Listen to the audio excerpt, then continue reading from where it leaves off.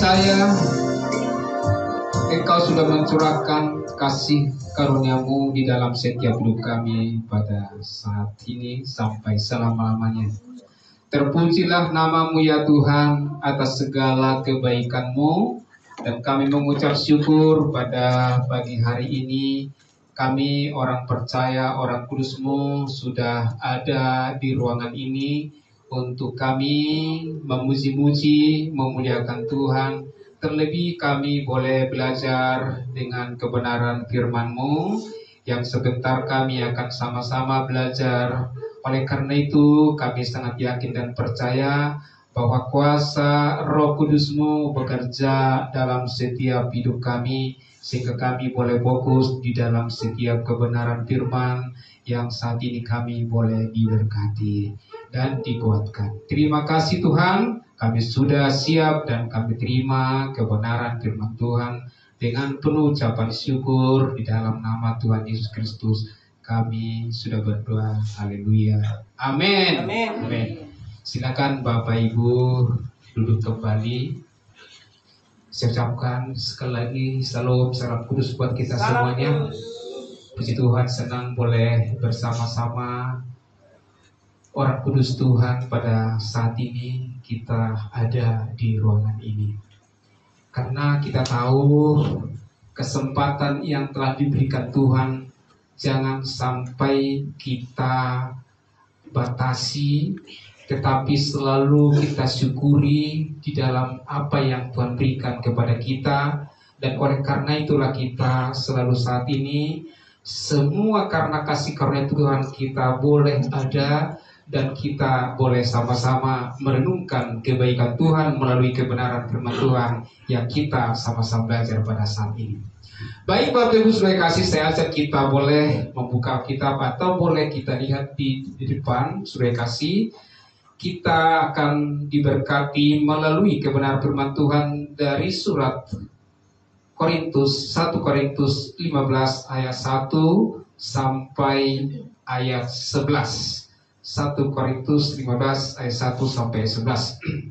Puji Tuhan saudara kasih, saya akan baca dengan perikop pada saat ini Lembaga Alkitab Indonesia dengan judul Kebangkitan Kristus.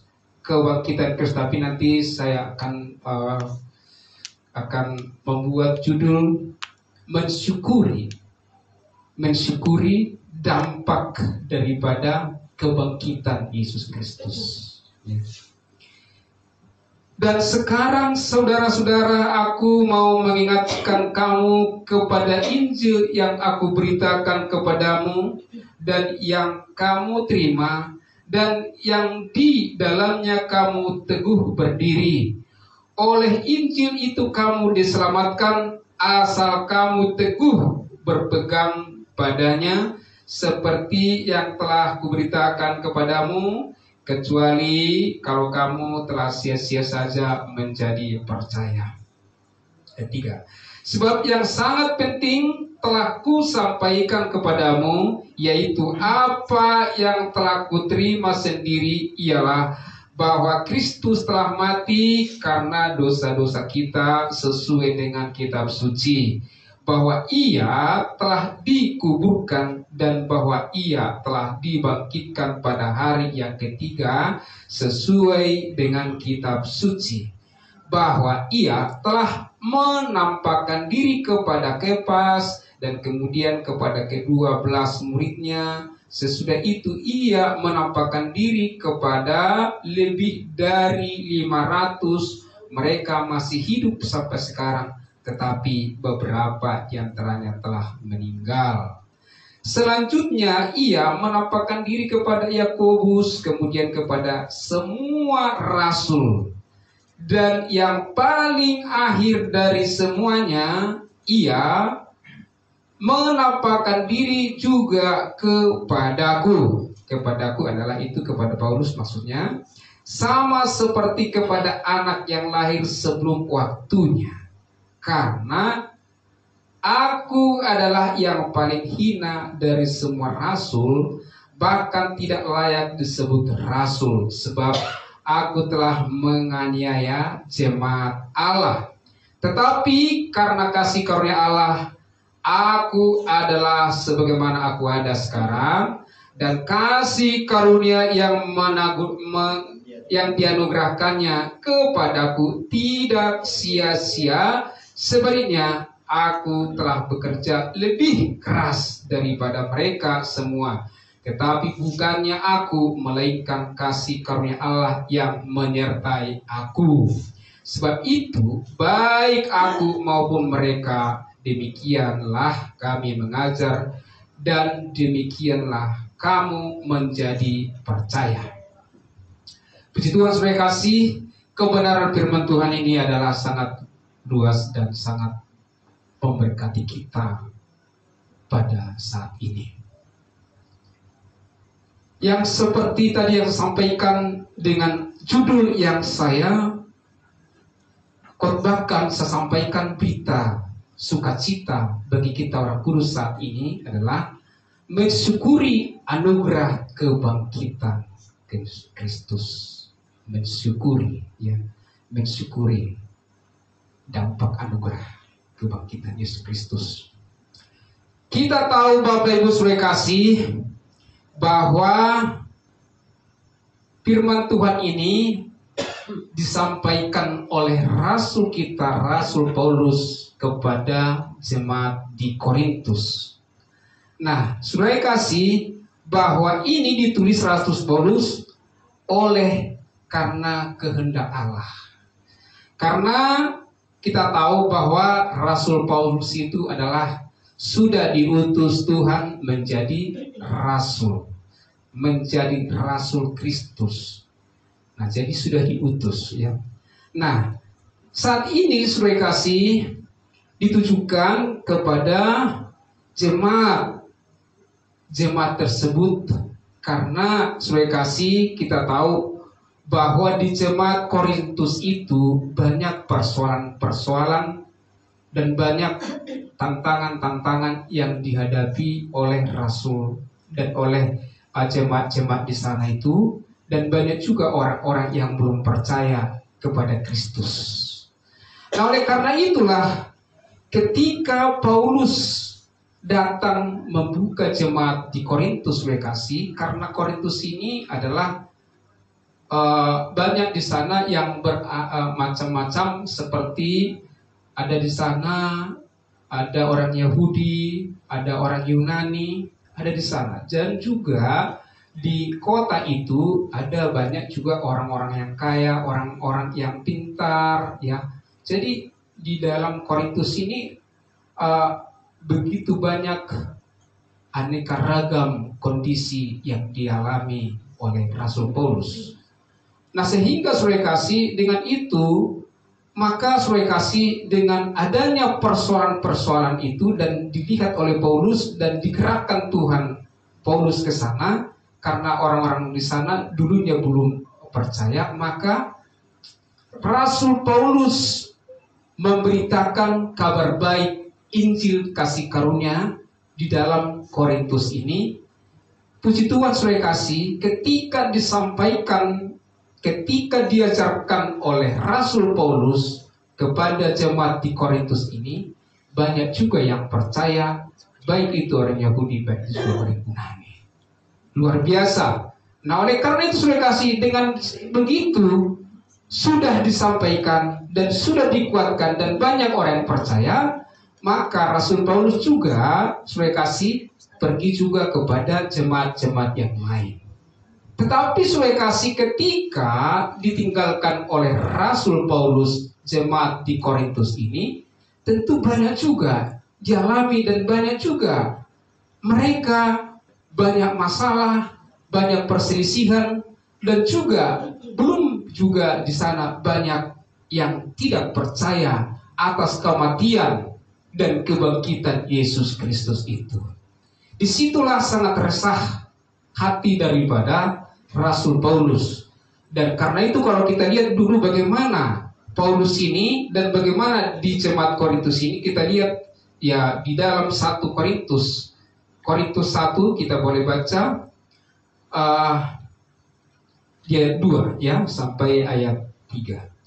kepada jemaat Allah di Korintus, yaitu mereka yang dikuduskan dalam Kristus Yesus dan yang dipanggil menjadi orang-orang kudus, dengan semua orang di segala tempat yang berseru kepada nama Tuhan kita Yesus Kristus, yaitu Tuhan mereka dan Tuhan kita. Kasih karunia dan damai sejahtera dari Allah Bapa kita dan dari Tuhan Yesus Kristus menyertai kamu. Nah, saudara kasih, ini sudah disampaikan oleh Rasul Paulus kepada jemaat di sana. Ya puji Tuhan, seperti tadi sampaikan, mereka sudah sangat banyak percaya. Maka orang kudus sudah di Korintus ini sudah terjadi, karena mereka sudah percaya bahwa Yesus mati di kayu salib dan dia dikuburkan, dan pada hari ketiga dia naik ke surga, dan segala dosa-dosa mereka sudah yakin sudah diampuni satu kali untuk selama-lamanya. Nah, itulah yang dialami oleh jemaat di Korintus ini. Tetapi saudara kasih, walaupun demikian saudara kasih, juga kita lihat bagaimana perselisihan daripada jemaat di Korintus itu. Seperti di ayat 10 dikatakan, tetapi aku menasihatkan kamu. Tetap bahwa Rasul Paulus ini selalu sabar menasihati jemaat di Korintus itu.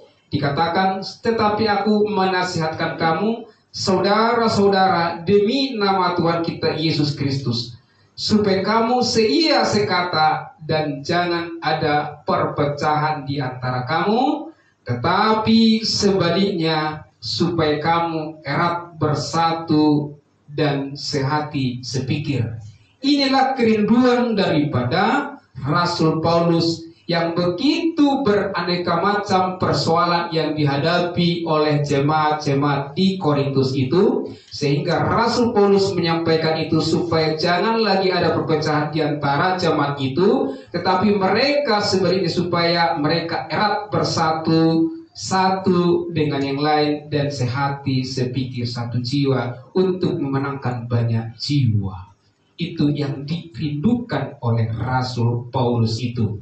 Sehingga jelas saudara kasih, dengan itu, dengan nasihat daripada Rasul Paulus ini, maka saudara kasih, kita lihat di bagian firman Tuhan yang kita belajar pada saat ini, Paulus memberikan bimbingan dan mengingatkan terus kembali dan mengingatkan kembali tentang Injil kasih karunia, Injil berita baik sukacita tentang kematian Yesus Kristus. Dengan kasih karunia-Nya mereka diselamatkan ketika mereka oleh percaya. Maka dikatakanlah di sana, dan sekarang saudara-saudara, aku mau mengingatkan kamu kepada Injil yang aku beritakan kepadamu, dan yang kamu terima, dan yang di dalamnya kamu teguh berdiri.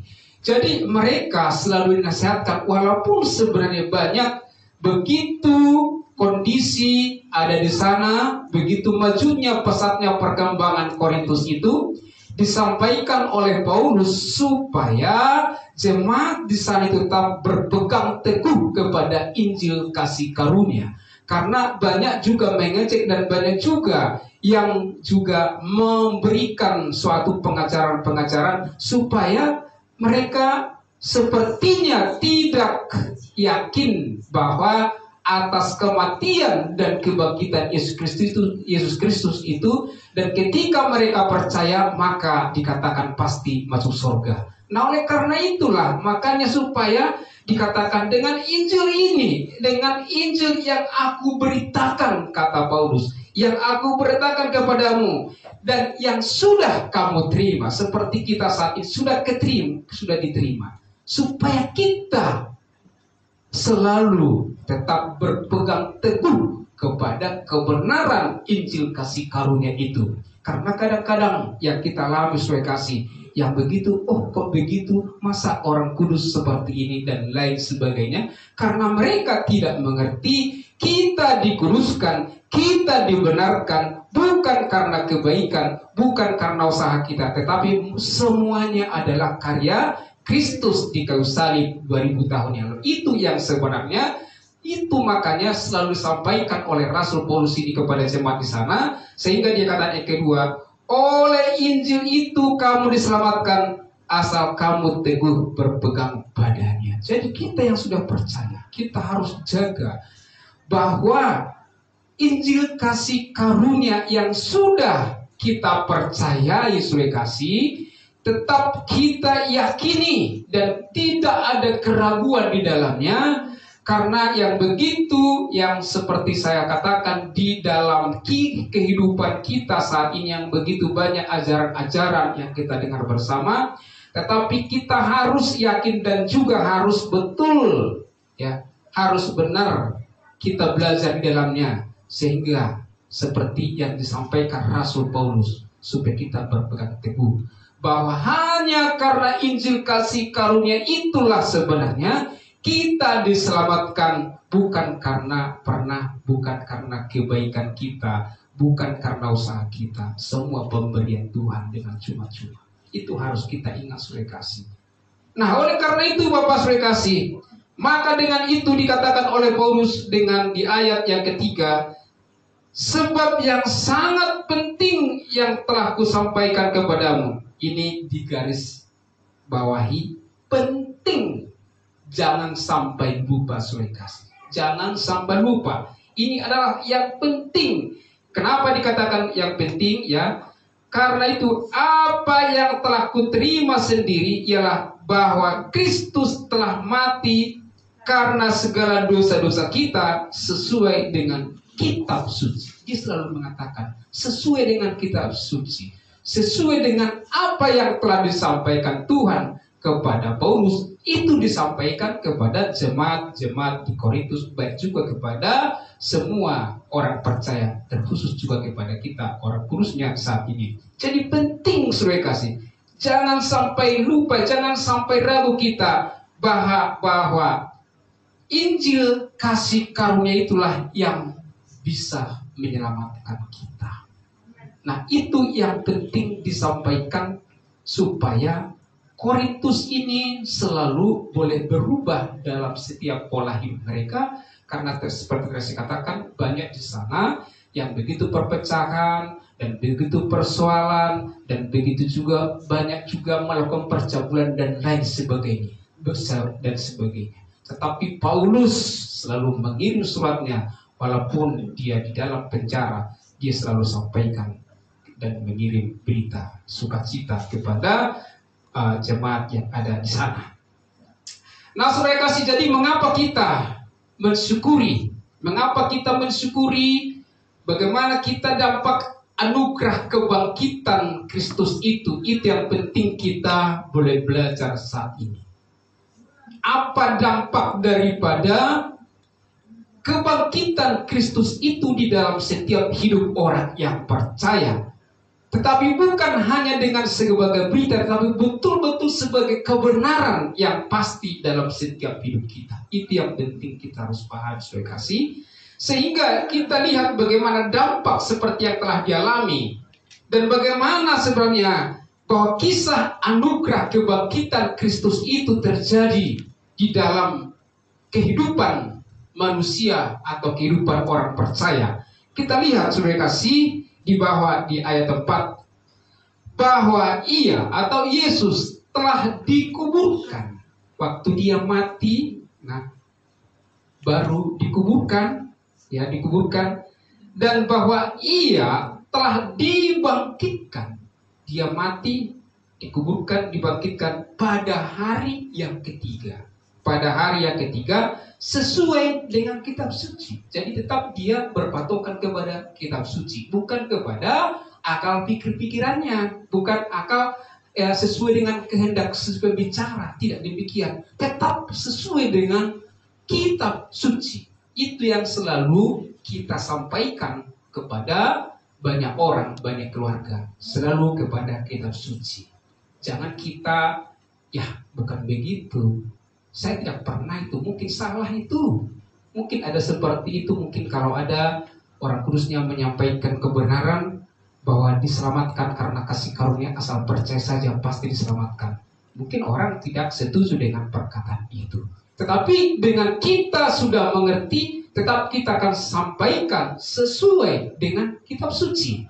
Nah itu bagaimana kita selalu melihat bagaimana seperti tadi, mensyukuri bagaimana kronologis daripada kebenaran firman Tuhan bahwa Yesus Kristus mati, dikuburkan dan naik ke surga. Bagaimana dampaknya? Kita lihat kembali di ayat 5. Bahwa Yesus telah menampakkan diri kepada Kefas, Petrus, ya, dan kemudian kepada ke-12 muridnya.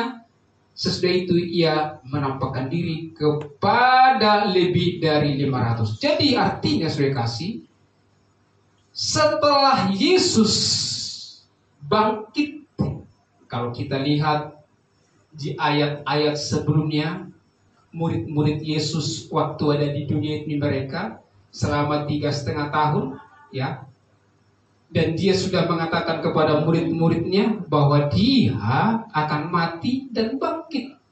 Tetapi mereka dengar juga itu, dengar. Tetapi sepertinya tidak percaya, tidak percaya mereka. Nah, benar bahwa pada waktunya setelah 3,5 tahun dia mati, Yesus maksud saya mati dan dikuburkan dan naik dan bangkit.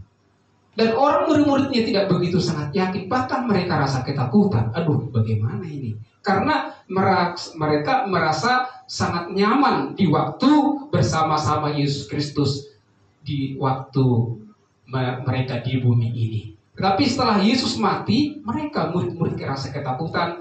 Ada menjadi tabiat-tabiat daripada mereka, maksud saya murid-murid itu ada yang jadi mungkin di laut, dan juga yang petani, dan juga yang lain mungkin maksudnya. Ya, jadi ke habitat masing-masing kembali kepada mereka. Karena apa? Karena sepertinya tidak bersama dengan Kristus. Tetapi saudara kasih, ketika ada kabar ya bahwa sudah bangkit Yesus, mereka tidak percaya dengan itu. Sama dengan seperti yang di Korintus itu. Mereka tidak percaya, walaupun ada bukti seperti tadi disampaikan bahwa Yesus bangkit, ya, dan Yesus bangkit dan sudah menampakkan diri kepada Petrus, ya, kepada 12 muridnya, kepada lebih 500 saudara-saudara di sana, dan juga kepada Yakobus, dan yang terakhir saudara kasih di dalam pembacaan ini kepada Paulus yang terakhir, yang sepertinya dikatakan seperti yang baru lahir. Dia menampakkan diri kepada dia. Dia sangat kagum dan sangat heran bahwa Paulus itu dia bisa menampakkan diri, menyampaikan wahyu kepada Paulus itu sebenarnya. Menjadi pertanyaan saat saya kasih, bagaimana dengan kita?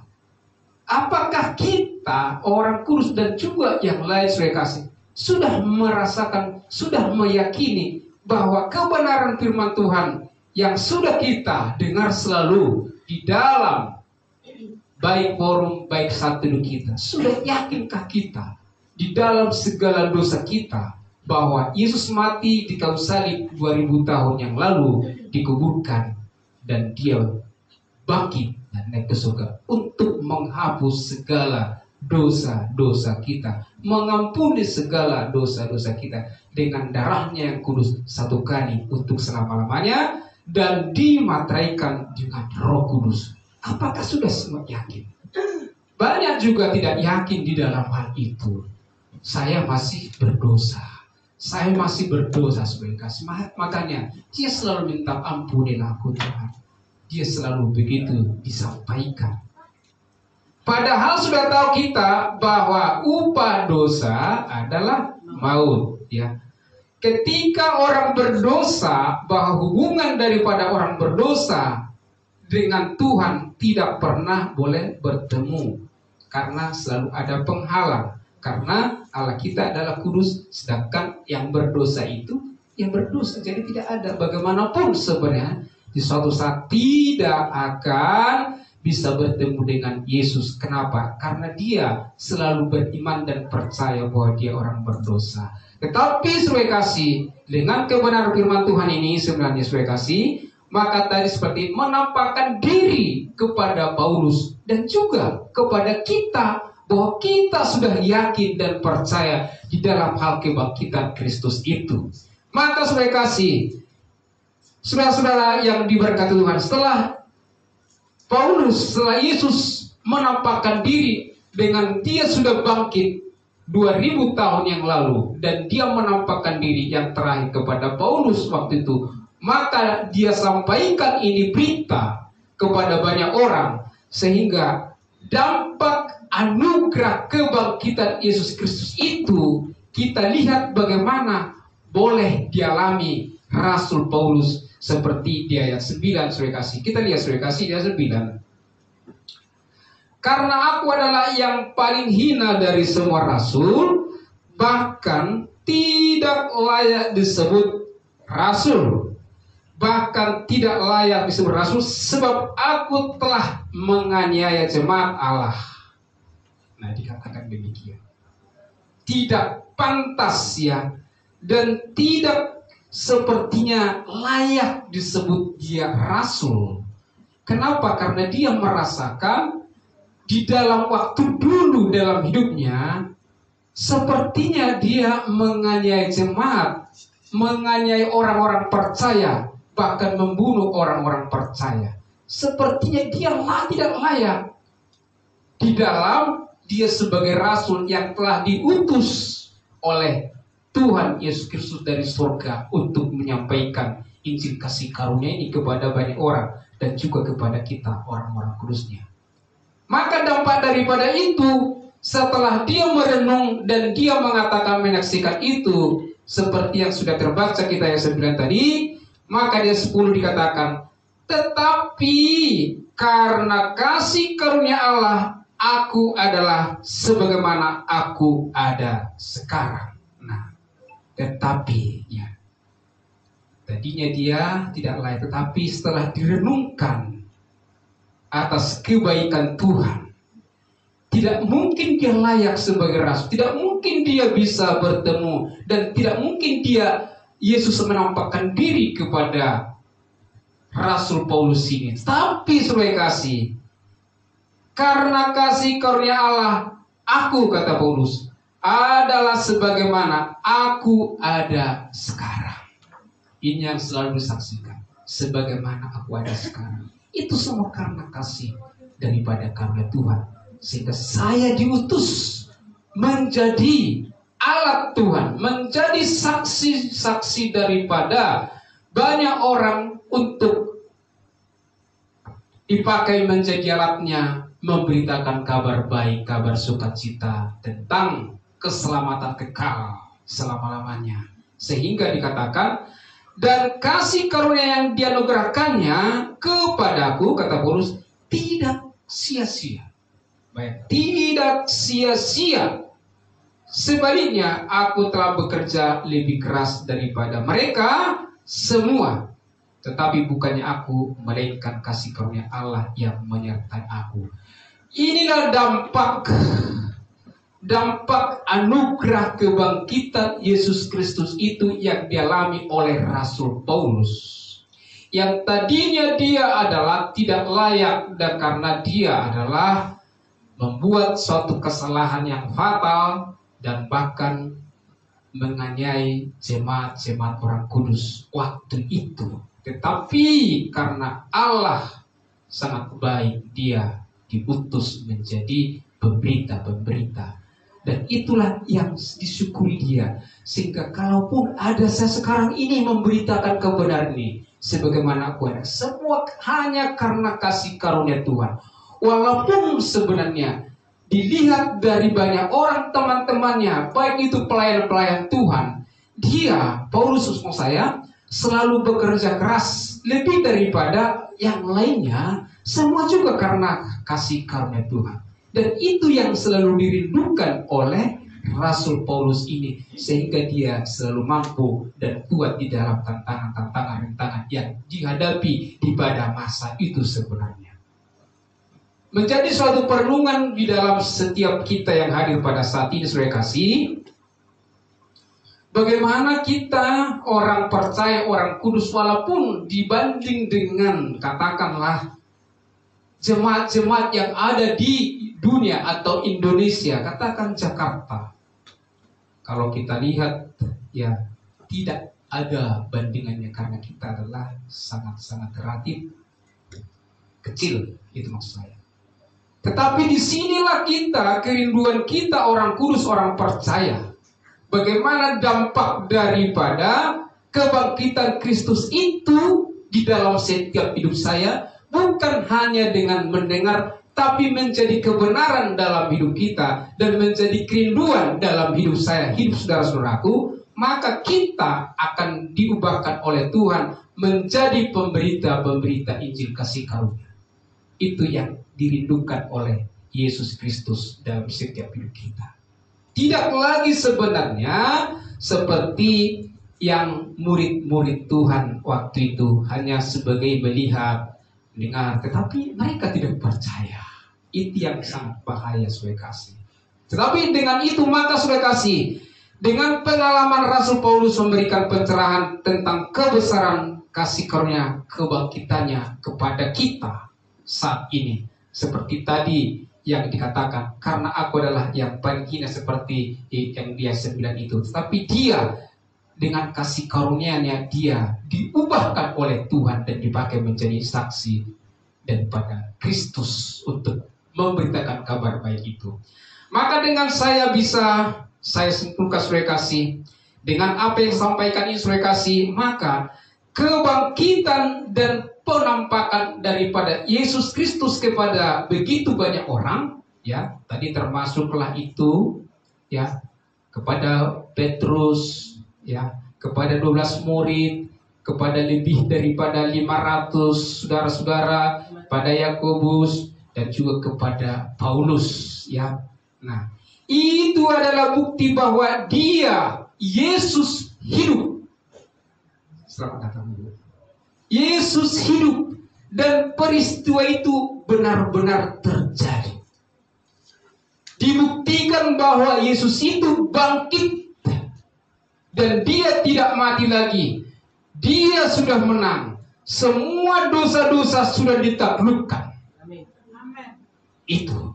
Jadi ke orang-orang percaya, orang kudus, walaupun kita bisa lupa, bisa jatuh dalam dosa, tapi ingatlah, itu diberikan kepada kita kekuatan dan itu tidak ada berkuasa. Karena tidak ada lagi kuasa dosa itu. Karena Yesus sudah menanggung itu di kayu salib 2000. Saudara kasih, pastilah kita akan menyampaikan berita Injil kasih karunia ini. Walaupun pasti ada akan banyak orang langsung menantang bahkan mengejek kita, saudara kasih. Tetapi saudara kasih, itu pastilah Tuhan memberikan kesabaran, kekuatan kepada kita. Nah, oleh karena itu kemudian, karena itu sebagai orang percaya kita diajak dalam menghadapi berbagai tantangan dunia sekarang ini. Tadi silakan, bahwa di dunia sekarang ini di dalam berbagai adanya kita yang selalu banyak tantangan, termasuklah itu pengajaran-pengajaran. Tetapi Tuhan memberikan kepada kita suatu kekuatan supaya kita tak berdiri kokoh dengan teguh di dalam Injil kasih karunia itu, sehingga kita selalu tidak pernah takut walaupun itu ada persoalan-persoalan hidup, persoalan pekerjaan dan persoalan yang lain. Tapi ingat, Tuhan memberikan kekuatan kepadamu, memberikan sukacita kepadamu, karena semuanya kita sebagai orang kudus, ya, selalu ditolong oleh Tuhan senantiasa. Amin, saudara kasih. Nah, itu adalah sebagai suatu jaminan yang sangat pasti. Sehingga kemudian Yesus yang bangkit dan menampakkan diri kepada terakhir kepada Paulus, mengubahkan hidupnya dari penganiaya jemaat Allah, dari hidup dalam kejahatan dan hidup dalam dosa, menjadi dirubah oleh Tuhan menjadi saksi Kristus, pemberita Injil kasih karunia Allah. Ini sangat luar biasa dampaknya yang dialami oleh Rasul Paulus itu. Nah, sekarang sudah kasih, menjadi pertanyaan untuk kita renungkan dan tanggung jawab oleh kita setiap orang percaya. Apakah kebangkitan Yesus Kristus telah sungguh-sungguh mengubahkan hidup kita? Ini menjadi pertanyaan perenungan dalam setiap hidup kita. Bisa kita tes, saudara kasih, dalam pribadi lepas pribadi. Jadi kalau umpamanya contoh saya akan mungkin menegur seseorang, itu adalah karena kasih. Tetapi kadang-kadang orang kalau ditegur artinya mungkin ada sakit hati. Nah, ini kadang menjadi dilema. Tetapi kalau kita sudah mengerti, memahami kebenaran firman Tuhan ini, tadi sudah dikatakan, kalau kita sebagai orang kudus ada suatu pertanyaan perenungan dan bisa kita tes dalam setiap hidup kita, bahwa kita, apakah kita sudah sungguh dan merenungkan daripada kebangkitan Kristus yang selalu mengubah hati pikiran kita, perbuatan kita dalam setiap hidup ini. Apakah kita sudah menyukuri berkat kebangkitan Yesus Kristus itu dalam setiap hidup kita? Maka dengan itu kita akan melihat bagaimana kita akan selalu fokuskan lebih dahulu hidup kita kepada Tuhan. Itu yang paling utama. Kita fokuskan hidup kita kepada Tuhan, karena hanya Dia, Yesus itulah yang telah menyelamatkan kita. Maka dengan karya penebusan itu kita harus hormati, saudara kasih. Maka dengan itu, dengan kita hormati dan hargai kasih karunia Allah itu yang bekerja di dalam setiap hidup kita, maka kita seperti yang disampaikan Paulus. Kalau kita mau berubah, kita harus memang lebih sungguh-sungguh lagi, lebih taat lagi datang kepada kebenaran firman Tuhan. Kalau ini sudah bisa kita renungkan, saudara kasih, setiap hari Minggu saya tidak ngantuk dan saya fokuskan diri saya kepada Tuhan, saya sangat yakin hidupmu akan diubahkan oleh Tuhan. Amin. Walaupun itu begitu saya susah dan saya kurang tidur, saya harus bangun jam 4:30 dan saya harus mau saat teduh.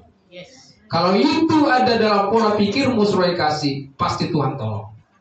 Tapi kalau memang tidak, aduh janganlah, saya pengen mau tidur, ya itulah terjadi, saudara kasih. Maka hati-hati, saudara kasih.